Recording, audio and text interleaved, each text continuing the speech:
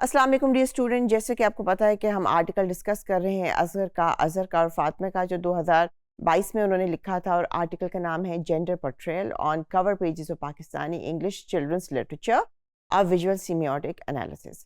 आज हम ये देखेंगे कि उनका जो सीमियोटिक एनालिसिस है वो है क्या।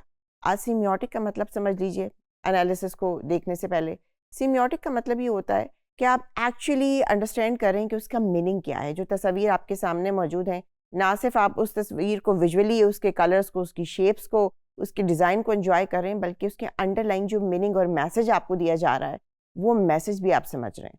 तो हमने जो इससे पहले फ्रेमवर्क देखा था, उस फ्रेमवर्क के थ्रू हम कोशिश करेंगे कि जो हमारे सामने तस्वीर है, इस तरीके से रिसर्चर ने उसको डिकोड किया है और बताया है कि इसके अंदर से क्या मीनिंग निकल रहा है, उसको हम समझें और देखें। पहली हमारे पास जो स्टोरी आ रही है वो पिक्चर स्टोरी बुक है, और उसका नाम है Bano, Billu and Amai. Author इनकी जी फौजिया अजीज़, मिनाउल्लाह। पब्लिशर हैं ऑक्सफोर्ड यूनिवर्सिटी प्रेस। जिन बच्चों के लिए ये लिखी गई है और जिनके लिए सूटेबल किताब है, उनकी उम्र है 5 साल या 5 साल से थोड़े बड़े।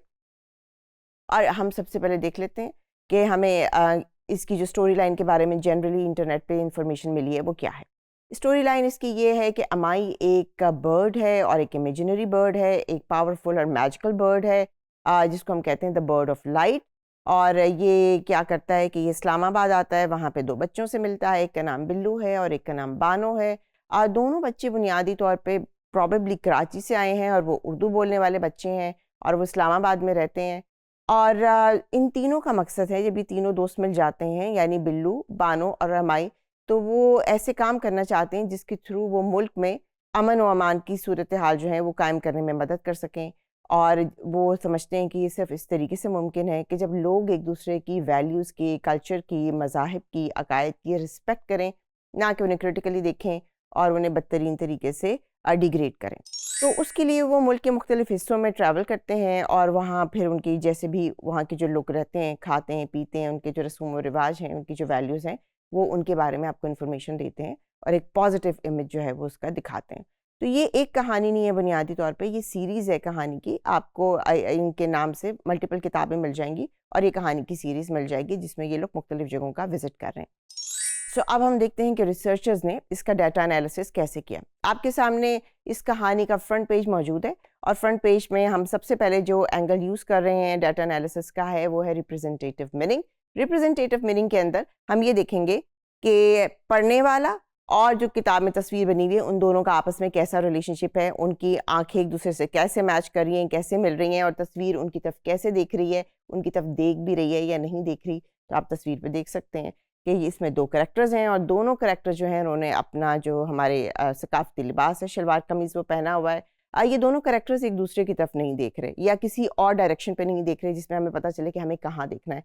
ये दोनों कैरेक्टर बुनियादी तौर पे हमें ही देख रहे हैं और इन दोनों कैरेक्टर का साइज़ भी बराबर है, जैसे कि इन्होंने हाथ भी इकट्ठे पकड़ा हुआ है, तो ये हमें कोई जेंडर इक्वालिटी का सेंस दे रहा है। और इसकी रिप्रेजेंटेशन मीनिंग के अंदर ये चीज़ आती है कि इन दोनों ने हाथ पकड़ा हुआ है, जिससे पता चलता है कि पाकिस्तानी माशरे में ये एक नया ऑफ कोर्स एक कल्चर है और एक नई इंफॉर्मेशन है कि जिसके अंदर औरत और मर्द दोनों जो हैं वो एक इक्वल पार्ट रखते हैं और वो मिल के पाकिस्तानी माशरे के रिप्रेजेंटेशन करते हैं।